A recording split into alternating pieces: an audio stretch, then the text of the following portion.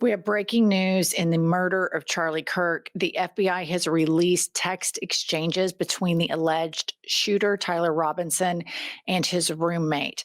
Kylie popped these up.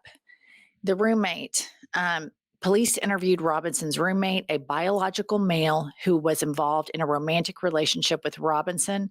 The roommate told police that the roommate received messages from Robinson about the shooting and provided those messages to the police. On September 10, 2025, the roommate received a text message from Robinson which said, "Drop what you are doing, look under my keyboard." The roommate looked under the keyboard and found a note that stated, "I had the opportunity to take out Charlie Kirk, and I'm going to take it." Police found a photograph of this note.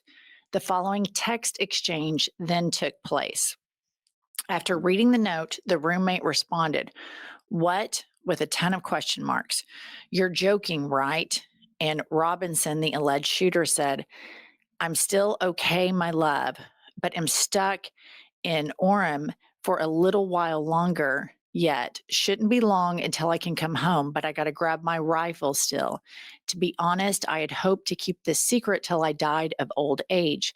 I'm sorry to involve you." The roommate responds, "You weren't the one who did it, right?" And Robinson says, "I am. I'm sorry." And the roommate says, "I thought they caught the person." And the alleged shooter says, "No, they grabbed some crazy old dude, then interrogated someone in similar clothing. I'd planned to grab my rifle from my drop point shortly after, but most of that side of town got locked down. It's quiet, almost enough to get out, but there's one vehicle lingering." The roommate is, "Why?" Robinson says, "Why did I do it?" The roommate says, "Yeah." Robinson says, "I had enough of his hatred. Some hate can't be negotiated out. If I am able to grab my rifle unseen, I will have left no evidence. Going to attempt to retrieve it again. Hopefully, they have moved on. I haven't seen anything about them finding it." The roommate is still, trying to juggle with all of this. He says, "How long have you been planning this?" Robinson says, "A bit over a week, I believe. I can get close to it, but there's a squad car parked right by it. I think they already swept that spot, but I don't want to chance it." And then Robinson goes on to say, "I'm wishing I had circled back and grabbed it as soon as I got my vehicle. I'm worried what my old man would do if I didn't bring back grandpa's rifle. I don't know if it had a serial number, but it wouldn't trace to me. I worry about my prints. I had to leave it in a bush where I changed outfits. Didn't have the ability or time to bring it with. I might have to abandon it and hope they don't find prints. How the fuck will I explain losing it to my old man?" It goes on. "Only thing I left was the rifle wrapped in a towel. Remember how I was engraving bullets? The fucking messages are mostly a big meme. If I see, quote, notices bulge UWU on Fox News, I might have a stroke. All right, I'm going to have to leave it. That really fucking sucks. Judging from today, I'd say grandpa's gun does just fine. I don't know. I think that was a $2,000 scope." And then Robinson tells the roommate, "Delete this message." Robinson says, "My dad wants photos of the rifle. He says grandpa wants to know who has what. The feds released the photo of the rifle and it's very unique. He's calling me right now and I'm not answering." And then Robinson goes on to say, "Since Trump got into office, my dad has been pretty diehard MAGA. I'm going to turn myself in willingly. One of my neighbors here is a deputy for the sheriff." And then he says, "You are all I worry about, my love." And the roommate says, "I'm much more worried about you." And the alleged shooter says, "Don't talk to the media, please. Don't take any interviews or make any comments. If any police ask you questions, ask for a lawyer and stay silent." So this is like a bombshell. And what I'm seeing in this is that some of it, if all of this is true, which I'm always skeptical of anything coming out of the Trump administration, but the person that completely cooperated with the police is the trans roommate. And MAGA is going to go on an all out anti trans campaign. And what I'm seeing here is that this kid wasn't really like into leftist ideology, nor was he like a diehard MAGA. Like a lot of these shooters, they're ethos and their ideology is somewhat ambiguous. It's somewhat isolating and it's different. And we do know that this kid grew up in a Mormon family, a very MAGA family. And I imagine if he were bisexual or not completely cis, or hetero, that could make him feel very isolated in very conservative Utah. But Ken Kleppenstein, who is an independent journalist, actually did a lot of work and he interviewed all of the people in Tyler Robinson's group. They have a gaming group where they message each other. And anybody who has teenage sons, I have sons, they have people they video game with and they chat about their gaming. The right wing narrative right now from the administration is that there is a network of transgender terror cells, and nothing could be further than the truth from that. Tyler Robinson's group is reeling from this. They are horrified and shocked. And Ken Kleppenstein did a lot of work on this. The Serfs, he summarizes it and says the leaked Discord logs show that the FBI have been spreading a false narrative. The friends of the shooter were not celebrating or cheering on Charlie Kirk's death. They were shocked and horrified that his politics are not exclusively left wing and the media is getting it wrong. And then Kleppenstein says no one in Robinson's group is cheering or justifying the murder in any of the messages that he personally reviewed.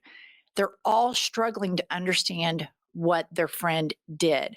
What he sees is a bunch of young people shocked, horrified, and searching for answers like the rest of the country.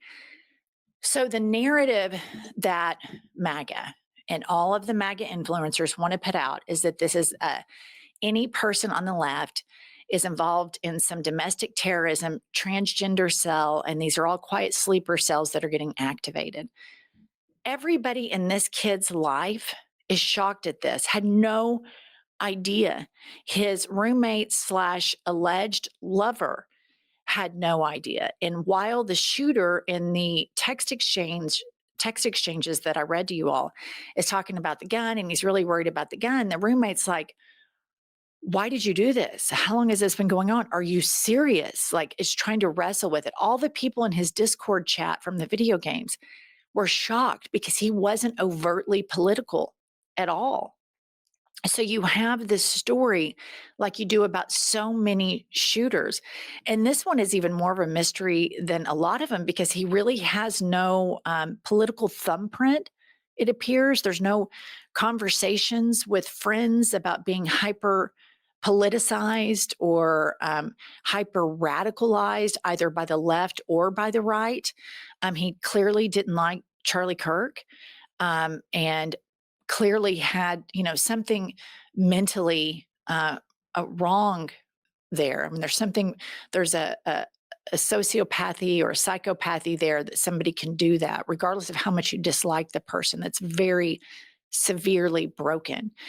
And this administration is going to continue to use this and spin it the way they want to. All they have to say is transgender and crazy leftist ideology, and that's not what this is. And them not digging deep and being honest and transparent about what this is and realizing that this is not what people on the left want. This is not what Tyler Robinson's friends wanted. It's not what his roommate wanted. This is a horrific, horrific incident of gun violence in this country that we should be building data to figure out how we can tackle it so that people aren't getting shot. But instead, I'm afraid the Trump administration is going to use this. And you can see from here, this kid doesn't sound really left or right. People who knew him didn't know what his politics were. And they're going to use this to erode all of our civil rights. And the language that is coming out of the administration, from the president to Pam Bondi to Lil Smokey, the vice president, Kash Patel, and others, is that they want to use this to erode civil rights. They want to go around, and anybody who isn't grieving the way they think they should be grieving or isn't dealing with this the way they feel like it should be dealt with, they want these people fired. They want them incarcerated. They want their money gone. And this is all leading to the erosion of civil rights. As a mother of a 22-year-old and a 19-year-old, all of this is really, really sad. It's really sad that Charlie Kirk was so violently killed. It's sad that a 22-year-old kid thought, young man thought to do this, thought that was going to take this to his grave, that this was a way to resolve personal conflict that you have about somebody's words. And I wish to live in a society where we can have fruitful, honest conversations about how we can deal with gun violence and political disagreements, because this is not the way. But the way they're going to spin it, you guys, is going to be for their benefit. They are exploiting the right wing, the president, and all the people surrounding him are exploiting Charlie Kirk's death to erode your civil liberties. All right, we'll keep locked into this. If anything else drops out today, we'll be back, and I'll see you all later.